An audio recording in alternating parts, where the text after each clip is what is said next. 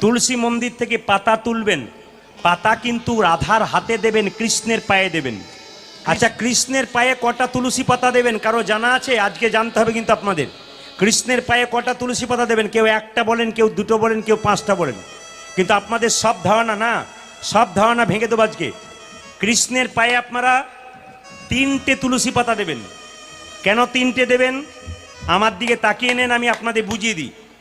এই যে আমার হাতে দেখছেন, এটা আমি কি পরে আছি জোরে বলুন? রাখি। রাখি যেটাকে বলা হয় রক্ষা সূত্র, এটাকে রক্ষা সুতো বলা হয়।